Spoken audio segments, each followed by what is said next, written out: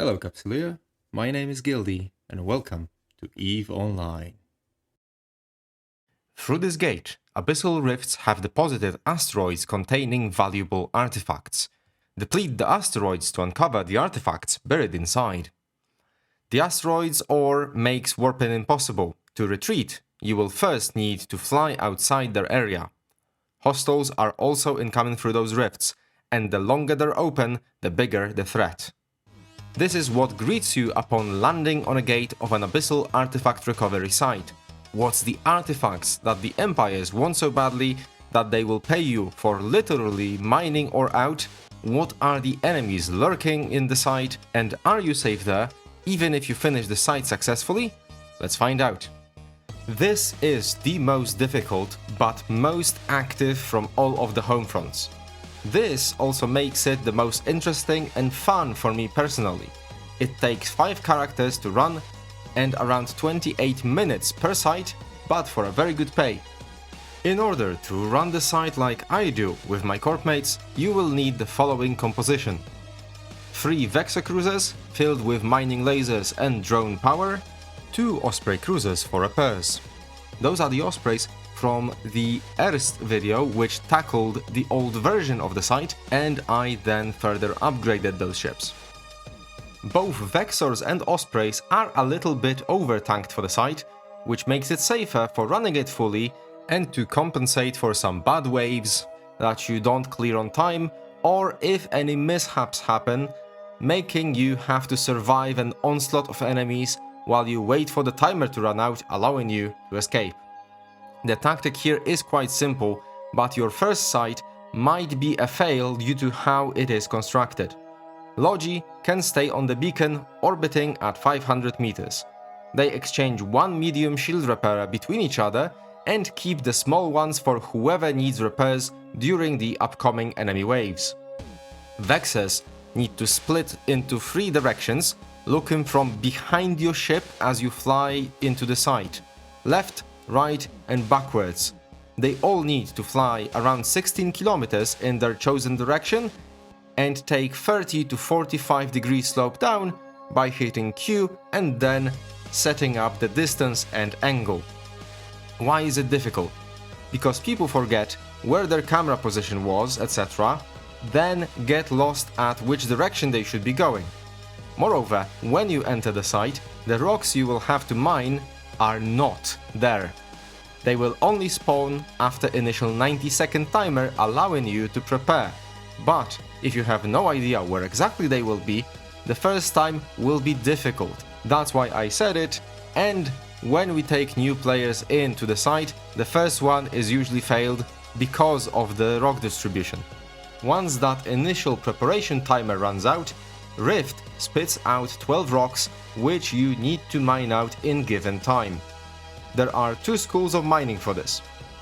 You either put 1 laser on each rock you get and wait around half the timer, then cut the lasers to see if you got it, or if you need to re-engage the lasers, or you put 2 lasers on 2 rocks at a time, then cut them on a quarter of your timer, then see if you need to reapply or move to another rock.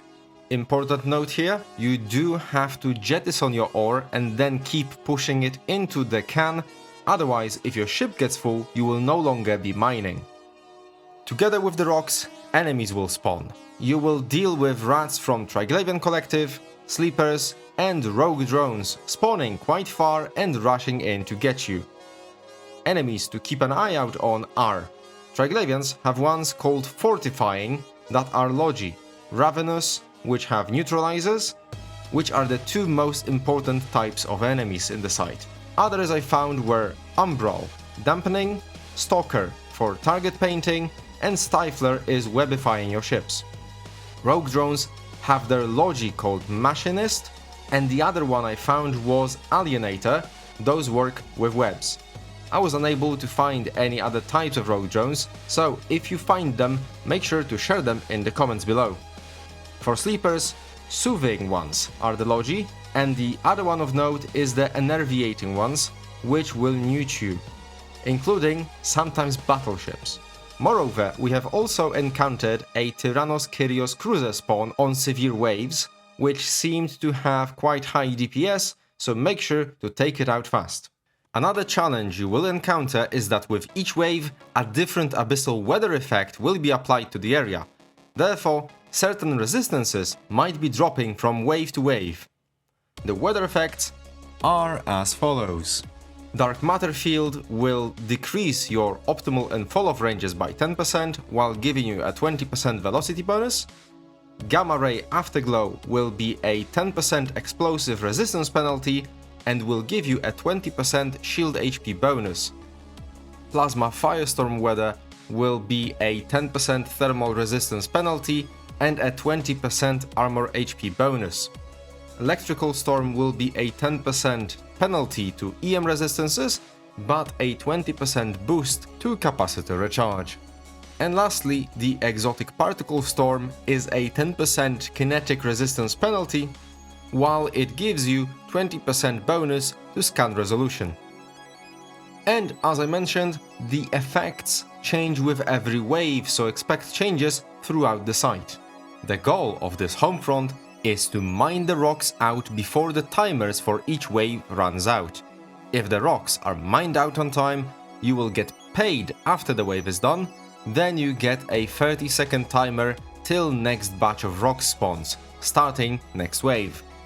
This timer gets shorter every 3 waves, marked as having minimal, moderate or severe threat level. With the threat level going up, the size of enemy waves will go higher and higher, while your timer to finish the wave gets lower. If you fail to mine rocks on time, site fails. However, you need to then still mine out all the rocks to get rid of the warp disruption bubble. Bubble also disappears on a successful wave completion, as there are no rocks left, meaning that you can at any point decide to warp off and save your ships. You have 3 minutes to mine the rocks on minimal threat level, 2 minutes 30 seconds on moderate, and 2 minutes per severe wave. This fleet setup depends on you clearing the waves of incoming rats, making sure that they will not grow out of proportion, which can result in so much DPS that you will simply start losing ships. Therefore, usually one of the Logi pilots, since they are in the middle of the site and have a little less to do, can tag the order in which you should put your drones on rats to clean them up. Thing to keep in mind is that rats will not repair each other across races, so Triglavians won't repair drones and vice versa. But if you don't clear up the Logi from a Triglavian wave, the next wave being Triglavian might mean that it will get harder and harder to break them. Therefore, I usually would make sure to attack and destroy enemy logistics, then take care of any capacitor neutralizing ships, and then do the cleanup of the rest. For minimal threat waves, you can usually clean them fully. For moderate, you will start racing against the clock, but you will mostly be fine, maybe leaving 1 or 2 ships still alive, or finishing them up as the next wave spawns. On severe waves, you will not clear everything, so what I recommend is to make sure you take out the Logi and start working through a wave, usually running the first wave to completion, ignoring the rats from others, just to make sure that you will lower the incoming damage. This setup easily can survive rats from 2 severe waves while you shoot some rats to get ISK from bounties or salvage. As the mission giver tells us, there are also artifacts hidden in some of the rocks. Once you mine the rock out, you can crack the cans they are in and grab them. But you need to be quick, because once the rock respawns on the next wave, they will swallow the cans. I usually shy away from trying to collect these because we don't have any propulsion modules on the ships. Sometimes Logi can go for a quick close-by can since they have a lot of range for repping. Vexers are best made to sit and make sure all of the rocks are in their range, because failing to mine a rock means the failure of the site. You could probably put an afterburner on the Vexers, but I have not risked that so far, since the setup can be quite pricey. Next risk is that a respawning can, if you are where it respawns, will catapult your ship away. We had that happen to a Vexer, which then failed to get back to the range of the rocks and costed us the site. Once you finish all the waves, the rats will not despawn. On successful finishing of the last wave, you will get last 1 minute timer, after which the drifter battleship spawns, which will one-shot ships. Therefore, as the last wave comes to an end, you need to align somewhere, pull drones and warp off. What you can do is to bookmark the site, have an alt warp there after a few minutes once the site properly despawns, and play a little salvaging game on the side, as you did just fight Triglavians and Sleepers, meaning you can get some good salvage over there. The site itself pays you guaranteed 65.4 million ISK prior to any corp taxes if you manage to do all the waves. You can then grab probably a million or two from the bounties in the site, maybe 1 to 4 million more if you decide to grab a can or a few with your logi, and salvage varies a lot because it depends on your luck salvaging and the waves you had throughout the site. So as you can see, this site can average upwards of 130 million per hour.